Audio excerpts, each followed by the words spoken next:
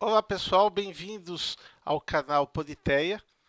Nesse canal nós não viemos aqui para lacrar, viemos aqui para abrir as portas do conhecimento.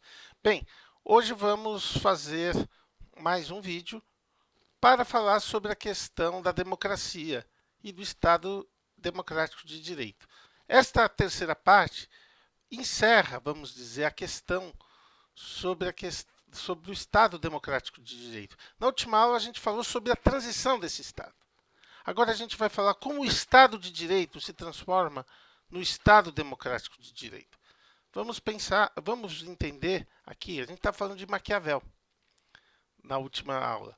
Maquiavel que teorizava sobre o sucesso da Roma Antiga e como a Roma Antiga se transformou de república em império. Mas ele estava, naquele momento, numa situação muito peculiar. Entre pequenas repúblicas, pequenos principados, os estados papais, que eram, em sua base, teocráticos, e reinos feudais na Península Italiana, e na decadência do Renascimento italiano. E Maquiavel era consciente de que, para que a Itália pudesse ressurgir, voltar à sua glória dos anos de Renascimento, precisaria da reunificação da Península Italiana. E ele pensava na ideia do Estado Nacional, do Estado Nacional ou territorial moderno. E ele pensava as duas formas. Uma forma era restaurar, reconstruir as instituições tais como Roma tinha construído lá alguns séculos atrás, né?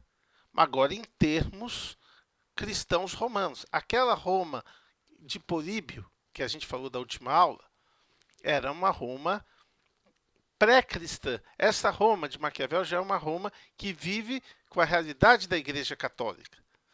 Então ele estava pensando o quê? Num governo misto, que tem a presença do rei, a presença ou de um rei ou de um príncipe, né, ou de um condottiere, a presença de uma assembleia popular e a presença de uma oligarquia, dos senhores de terra, por que não? Um governo misto, né? De repor, de transportar esta realidade para mais de um milênio depois. Já quando a gente está falando do outro livro dele, O Príncipe, esse livro que ele escrevia, aqui era o quê? O Maquiavel republicano, o Maquiavel dos discursos da década de Tito Livre. Agora, o outro livro, O Príncipe, falava do quê? De como um príncipe, com a virtude, ou seja, as qualidades de um grande líder e a fortuna, teria que saber o momento certo, estar no lugar certo, ser o homem certo, para conquistar e manter o poder, para fazer este empreendimento político. Agora, Maquiavel estava falando como fundar um Estado moderno, para a gente pensar na prática esse Estado de Direito. Por um outro lado, nós já estamos falando do quê? Como esse Estado vai ser consolidado? Cerca de um século depois, quem teorizou isso foi Thomas Hobbes, na Inglaterra, em plena Guerra Civil. E aí ele falava da necessidade, esse já é um Estado unificado, a Inglaterra, que estava vivendo uma guerra com fundo religioso, mas também com fundo institucional.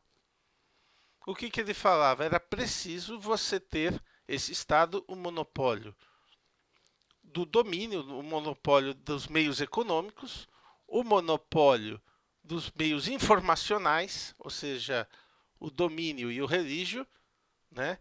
E o monopólio das forças armadas, o império. Aí você já está pensando em um Estado de direito em que esse Estado passa a ser um soberano na prática, não só soberano escrito. Não só é o Estado com a espada. Sem a espada, o Estado é só uma moralidade. A partir daí, né, nesta consolidação, muitos filósofos e políticos ingleses começaram a questionar essa visão do Hobbes, que era uma visão que estava se construindo como naquela transição em que a Inglaterra saía de uma guerra civil, ela vive um período num regime ditatorial de Oliver Cromwell. Ele se autodenomina Lorde Protetor da Inglaterra, Irlanda e Escócia. Depois ele morre, o filho dele não tem as qualidades para ser um líder, e a Inglaterra volta a ser uma monarquia. Só que o sucessor da monarquia, não o sucessor imediato, o outro, não agradava os reis. A elite, os reis não, a elite econômica e a elite da nobreza inglesa. E eles começaram a não reconhecer a legitimidade. E aí um outro teórico que começa a falar realmente da questão do direito à resistência. Veja que a gente ainda não está falando da democracia, estamos falando do liberalismo. E aí a gente entende a diferença da democracia antiga para a democracia moderna. Não basta você ter o Imperium Dominium ou Religio do Hobbes. É preciso você ter o quê? Você ser reconhecido pelos seus pares. O rei de então, Jaime I, ele queria fazer da Inglaterra um reino católico, sendo que boa parte da população já era anglicana e presbiteriana. Os católicos eram uma minoria. E aí o direito que estava se estabelecendo é ele, na forma de uma canetada, retroagir séculos de história.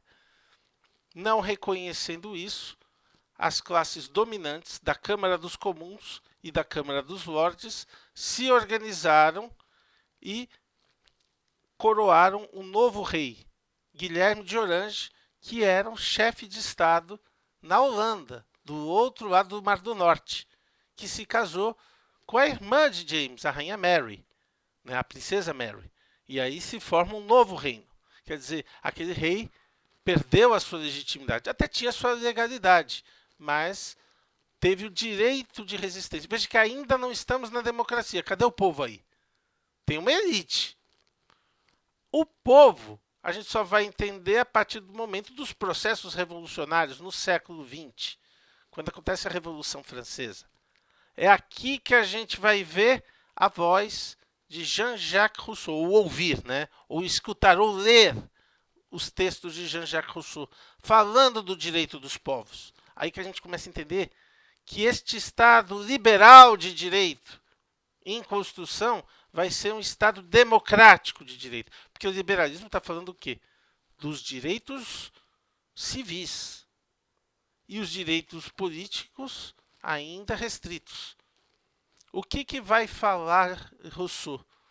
Dos direitos políticos universais e dos direitos sociais, que ainda estão em perspectiva.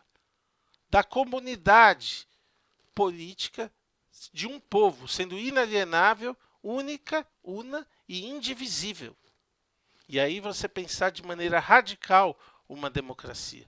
A democracia não podendo ser exercida de maneira indireta, como denunciava Rousseau, era praticada na Inglaterra. Ela não pode ser delegada. Ela emana diretamente do povo. O povo e somente o povo pode exercê-la. E é assim que a gente começa a falar do direito de autodeterminação dos povos. Isso resolveu o problema? Não. O século XIX, que é o século de transição de Rousseau, né? Rousseau é do final do século XVIII para o início do século XIX, a gente ainda vê idas e vindas dessa construção do processo democrático.